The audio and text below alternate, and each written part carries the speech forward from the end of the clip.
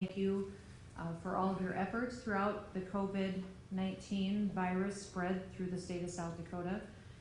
We will get through this together, and I appreciate all of you staying engaged and helping take care of each other in your communities throughout the process.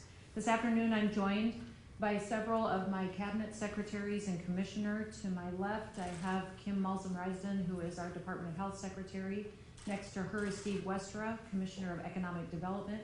Next to him is Jim Hagan, my Secretary of Tourism. I also have Lori Gill with me, who is our Secretary of Social Services, and then Marcia Hultman, who is also with the Department of Labor and the Secretary there as well. I appreciate all of their help. They're all going to share with you some of the resources we have at the state level and some of the activities that they have been busy doing to take care of our state. On Friday, we sat here with the Department of Health officials and our state epidemiologist and our secretary talking about the plan for the state of South Dakota. We also had representatives here from our three major health systems in the state, from Avera, from Sanford, from Monument Health.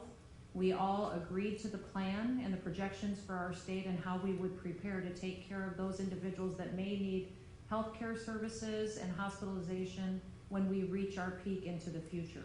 At that time, if you remember, we all agreed that we would need 5,000 beds in the state of South Dakota to take care of COVID-19 patients, and that we also would need 1,300 ventilators, and agreed that that was something we could accomplish together and that we would work on a plan to get there in plenty of time to make sure that we were addressing that need. Our numbers show that we are in a much better position in the state of South Dakota than we were when we first had our positive cases start in our state. Back on March 10th is when we had our first positive case of COVID-19 in the state of South Dakota. Our plan then at that time looked like we would not have the capacity to take care of individuals, and we have put in place mitigation efforts and activities which have given us a much better projection for the future. We have all agreed that we are prepared to take on our surge capacity and are looking forward to securing those details that we need to in order to have the ability to handle that when the time comes. We've spent the last several days working on securing ventilators and other supplies. We're making progress there. We have good news, but we also will continue to work towards that secure of those kind of utilities and needs and supplies for the future going forward. Today, we are at a critical juncture. In order for us to continue to flatten the curve, I'm taking additional steps that will help us do that. We do have a plan that we've all agreed to, and we're going to stick to that plan, but we still can put in place some efforts that will help us even more be aggressive going after flattening that curve. First, regarding my executive order that I had previously signed in the state of South Dakota, we are going to address that as well. That was set to expire on May 2nd. Today, I'm issuing a new executive order that will extend those efforts through May 31st. Now, South Dakotans have just really stepped up. They have applied social distancing. They have followed the CDC guidelines that we have recommended of washing their hands, staying 6 feet away from each other, practicing social hygiene efforts. We've just really appreciated all that they have done to follow that guidance. And what that laid out in that executive order was incredibly important for folks to follow. With the new executive order that I'm putting forward, we are taking that language and putting it in place through May 31st, and we are changing the shoulds to the shalls so that we fully comply with the plan that we laid out for you on Friday. Now, I know in this state a lot of businesses are struggling. We know that they're trying to adapt, and every business owner out there I know, just know that we understand your struggles. We want to encourage you to continue to keep innovating. It's been incredibly impactful for me to see the efforts that they've done to protect their customers, to protect the families that work for them, to make sure that they're adding as much security as possible for the state of South Dakota throughout this time that so much is unpredictable. As the chief executive of the state of South Dakota, I want to be very clear about two different points. One is that with the science that we have today, we know that we cannot stop this virus. The second point is that if there was an action that I could take today to stop this virus, I absolutely would do it in a heartbeat, not a question. However, because we can't stop this virus, we need to keep trying to slow it down. So now with the model and with the projections that we agreed to on Friday with our healthcare systems, our Department of Health and our state epidemiologists, using CDC guidance and research and projections from across the world and across the country, we are organizing a framework of activities that we can use to match that project and that projections for our state. Our projections are based on a firm commitment to the guidelines that I've already laid out, but again, we'll be changing that language of should to shall, telling the state how extremely serious we are about sticking to the plan that we laid out for you on Friday. That we need that plan to work, we need it to be followed, therefore the new executive order through the end of May will say you shall do this because this is the plan that we have all agreed to and it is the direction that we need to take. Also, I'll be signing another executive order specifically in regards to individuals within Minnehaha and Lincoln County. This will be an executive order that will address individuals who are over the age of 65, so 65 and older, and those that have chronic medical conditions.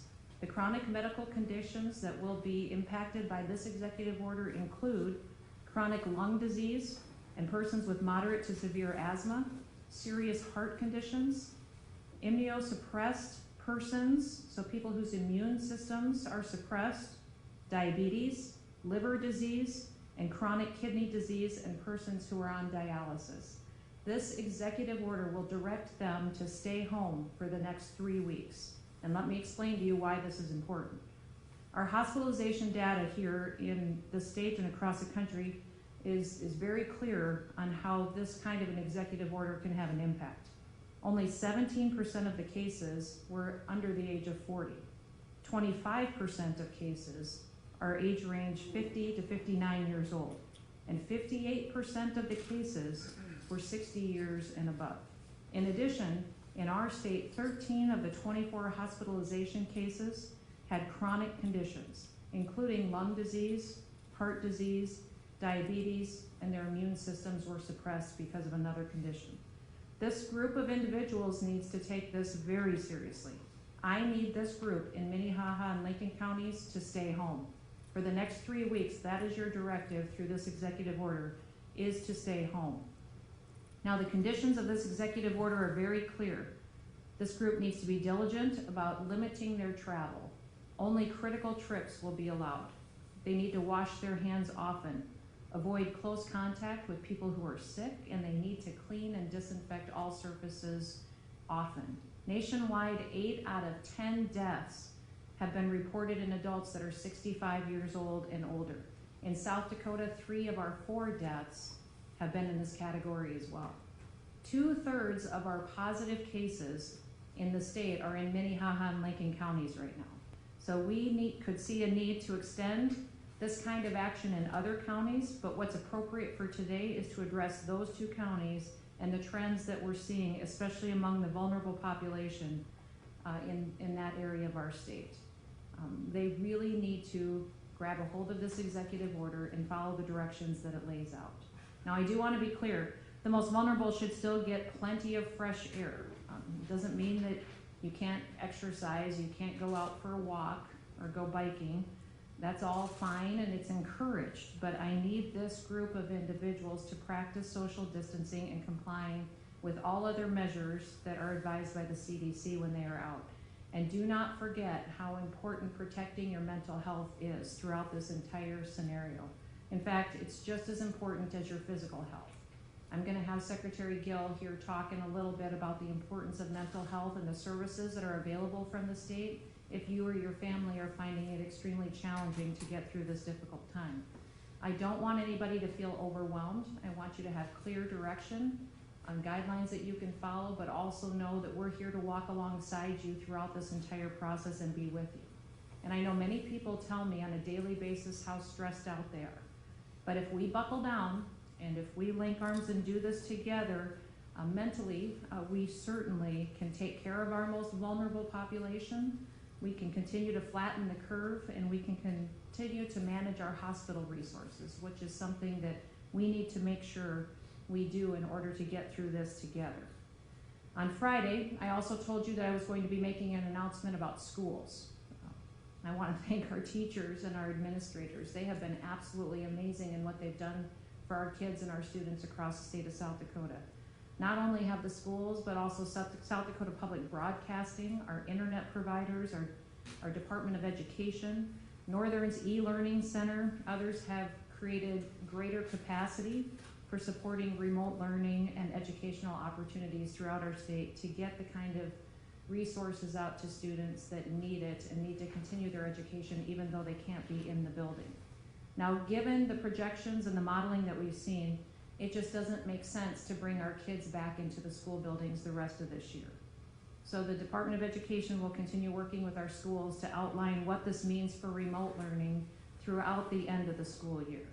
I know this is going to be hard for a lot of people. We've got a lot of seniors that really didn't know that their year would end like this. They didn't know that they would have a very different kind of high school experience than what they anticipated. I've got a high school senior myself who's looking at a very different senior year than what he had anticipated. But I do know that this is a time that we all can support each other and encourage each other. And I know that our school systems and volunteers will continue to provide what our kids need to be successful.